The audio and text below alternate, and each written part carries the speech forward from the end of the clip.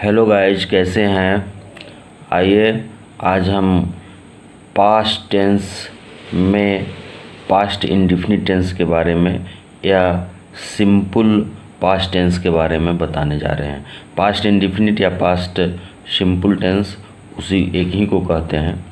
तो चलिए हम यहाँ टेंस से शुरू करते हैं बच्चों। टेंस होता है, टेंस का 3 भेद होते हैं जो हम पिछले वीडियो में भी बता चुके हैं। प्रेजेंट टेंस, उसके बाद पास्ट टेंस, उसके बाद फ्यूचर टेंस। अब प्रेजेंट टेंस के भी 4 भेद होते हैं, पास्ट टेंस के 4 भेद और फ्यूचर टेंस के 4 भेद। तो हम प्रेजेंट टेंस के चारों भेद आपको बता चुके हैं, पिछले वीडियो में हम बता चुके हैं। और आज हम लेकर के आए हैं आपके लिए पास्ट टेंस। पास्ट टेंस का भी 4 भेद होता है। तो चारों भेद में सबसे पहला जो है उसी के विषय पर आज हम चर्चा करेंगे। उसी को ट्रांसलेशन बना करके बताएंगे, कैसे ट्रांसलेशन बनता है, वाक्य में कैसे प्रयोग में लाया जाता है। तो आइए हम पास्ट इंडेफिनिट टेंस और सिंपल पास्ट टेंस। तो इसका नियम है कि पास्ट इंडेफिनिट टेंस की क्रिया से यह पता चलता है कि कार्य भूतकाल में किसी समय समाप्त हो गया या बीते हुए समय में किसी क्रिया या घटना के बारे में बताया जाता है। इसी को हम पास्ट टेंस कहते हैं। पास्ट इंडेफिनिट टेंस की क्रिया से यह पता चलता है कि कार्य भूतकाल में किसी समय समाप्त हो गया या बीते हुए समय में किसी क्रिया या घटना के बारे में बताया जाता है। तो अब हम कैसे पहचाने, अनेकों तरह का सेंटेंस रहता है हिंदी में या इंग्लिश में, हम कैसे पहचाने कि यही पास्ट टेंस का है और पास्ट इंडेफिनिट टेंस का है या पास्ट सिंपल पास्ट टेंस का है।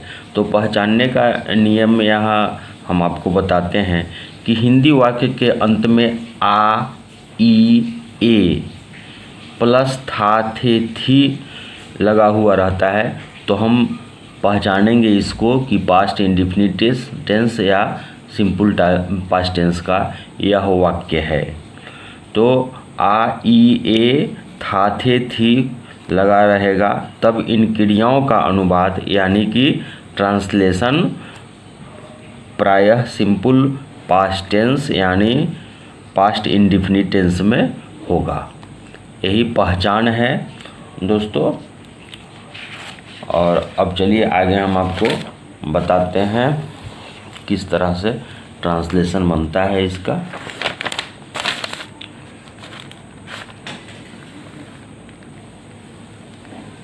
तो पास्ट इंडेफिनिट टेंस में उपयोग में लाए गए वर्ब यानी कि क्रिया के V2 फॉर्म का हम प्रयोग करते हैं। जैसे मान लीजिए कि गो है, तो वहाँ पे गो वेंट गॉन होता है। गो पहला फॉर्म होता है, वेंट दूसरा फॉर्म होता है वर्ब का, और गॉन तीसरा फॉर्म होता है। तो इस टेंस का जब हम ट्रांसलेशन बनाएंगे पास्ट इंडेफिनिट टेंस का, तो इसमें वर्ब का सेकेंड रूप का हम प्रयोग करेंगे, V2 फॉर्म का उपयोग करेंगे। जैसे मैंने खाया या मैंने खाया था, तो मैंने का आई एट, V2 का मतलब है ईट, एट, ईटन होता है। तो आई एट का हम प्रयोग यहाँ पर करेंगे past tense, past indefinite tense में। पास्ट इंडेफिनिट टेंस में हिंदी वाक्य का अंग्रेजी में ट्रांसलेशन करते समय सबसे पहले सब्जेक्ट लिखते हैं। हम ट्रांसलेशन कैसे बनाएंगे उस पर चर्चा करते हैं कि पास्ट इंडेफिनिट टेंस में हिंदी वाक्य का अंग्रेजी में ट्रांसलेशन करते समय सबसे पहले सब्जेक्ट लिखते हैं, उसके बाद वर्ब का सेकंड फॉर्म लिखते हैं, फिर हम ऑब्जेक्ट आदि को लिखते हैं। ठीक है बच्चों, आशा करते हैं समझ रहे होइएगा। अब फॉर्मूला क्या है, फॉर्मूला इसका हम आपको बताने जा रहे हैं। पहले सब्जेक्ट आता है प्लस वर्ब हम देते हैं, वर्ब का सेकेंड रूप यानी कि V2, उसके बाद हम ऑब्जेक्ट देते हैं। चलिए अब 2-4 ट्रांसलेशन हम इसी फार्मूले पर आपको बना करके बताते हैं, जिससे आपको समझने में आसानी होगी। नंबर 1 में आपका है कि मैंने खाया। नंबर 2 में है सीता गई, बच्चे गए। मैंने खाया था, मैंने का अंग्रेजी आई हो जाएगा, तो हम लिख देते हैं आई। और ईट, खाना का अंग्रेजी ई होता है, तो हम आपको बताए हैं कि वर्ब का सेकेंड रूप, यानी कि ईट के बाद एट होता है, A T E, simple, very simple. I ate, full stop. अब सीता गई, तो S I T A, Sita. जाना का अंग्रेजी गो होता है, उसका पास्ट टेंस रूप यानी कि सेकेंड रूप वेंट होता है, तो WENT, full stop. Sita went. बच्चे गए, तो बच्चे गए मीन्स अनेकों बच्चे हैं, तो हम दी यहाँ आर्टिकल का प्रयोग करते हैं। दी चिल्ड्रेन, CHILDREN, WENT, बच्चे गए। Children, the children went, full stop. यही है आपका पास्ट इंडेफिनिट टेंस, यानी कि सिंपल पास्ट टेंस। अब आइए बच्चों, कुछ और हम समझाते हैं आपको। आशा करते हैं वीडियो अच्छा लग रहा होगा बच्चों। चलिए, पास्ट इंडेफिनिट टेंस में सिंगुलर तथा प्लूरल। अब यहाँ एक नियम है कि पास्ट इंडेफिनिट टेंस में सिंगुलर तथा प्लूरल दोनों तरह के सब्जेक्ट के साथ हम वर्ब का ही प्रयोग करते हैं, वर्ब का सेकेंड फॉर्म का ही प्रयोग करते हैं, यानी कि V2 का प्रयोग करते हैं। पास्ट इंडेफिनिट टेंस में सिंगुलर तथा प्लूरल दोनों तरह के सब्जेक्ट के साथ वर्ब का सेकेंड रूप का ही प्रयोग हम करते हैं।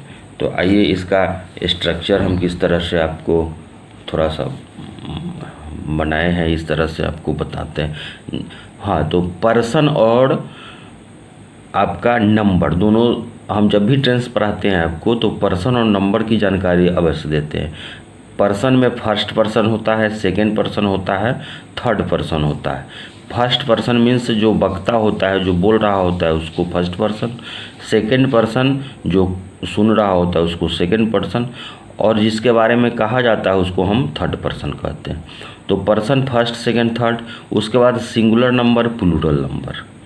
तो यहाँ कहता है, ऊपर हम आपको बताए हैं कि सिंगुलर नंबर या प्लूरल नंबर दोनों में भी टू का प्रयोग किया जाता है। तो singular number, first person singular number में आई आता है, तो आई एट। और प्लूरल नंबर में बी आता है, तो V8, ATE। सेकेंड पर्सन में यू आता है, तो यू के साथ भी ATE, एट।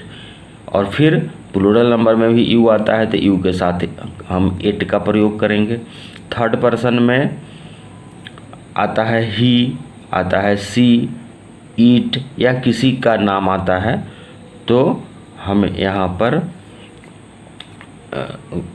I8 का प्रयोग करते हैं। ही 8 का प्रयोग करेंगे, सी 8 का प्रयोग करेंगे, ईट 8 का, राम या किसी का नाम रहेगा तो 8 का हम प्रयोग करेंगे। अब आता है प्लूरल नंबर में, दे आता है प्लूरल, तो दे 8, दी बॉयज 8, राम एंड श्याम 2 हो गया, तो प्लूरल नंबर में 2 आ गया, राम और श्याम, तो 8 का हम प्रयोग करते हैं। चलिए इसी तरह से 2-4 ट्रांसलेशन और हम बना करके आपको दिखाते हैं। जैसे वह मेरे पास आया, ही, वह मेरे पास आया। ही केम, कम का सेकेंड रूप came, CAME। He came to preposition to me, he came to me, वह मेरे पास आया। उसके बाद है उसने एक पक्षी को मारा था, उसने एक पक्षी को मारा था, तो ही किल्ड ए बर्ड। सिंपल है, ही KILLED, किल्ड ए BIRD, फुल स्टॉप। राम ने मुझे एक पुस्तक दी। राम ने मुझे एक पुस्तक दी। तो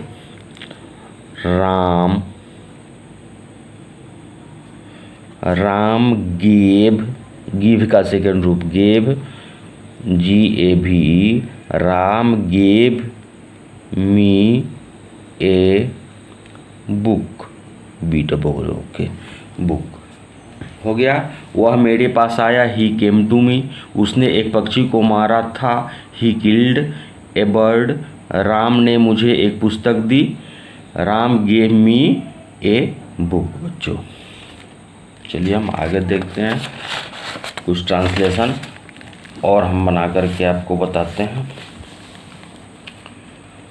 अब है आपका कि राम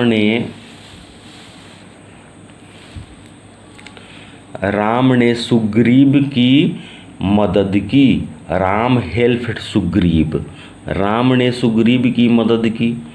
तो RAM, Ram, helped HELPED,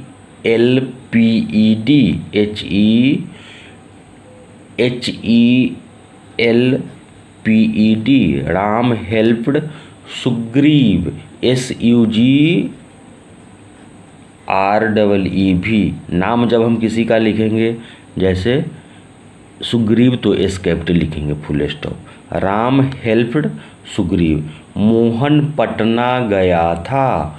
Mohan went to Patna, सिर्फ MOHAN, Mohan, WENT, went to, Patna का P capital, PATNA, full stop. उसने मुझे गाली दी थी। उसने मुझे गाली दी थी। ही, उसने का अंग्रेजी हम ही लिखते हैं। ही एब्यूज्ड, ABUSED,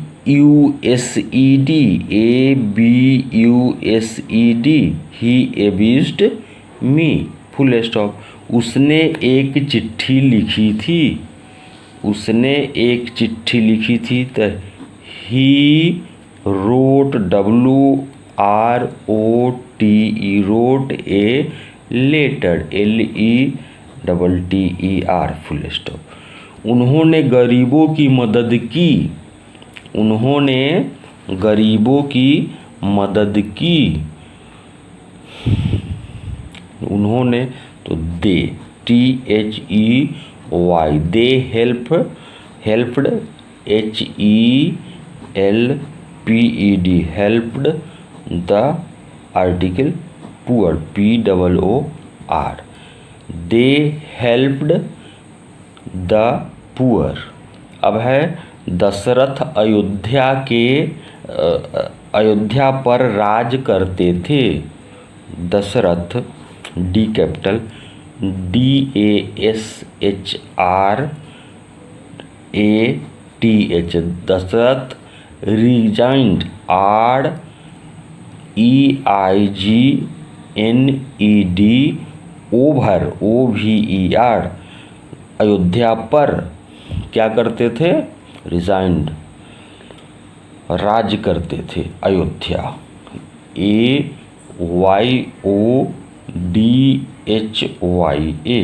अयोध्या।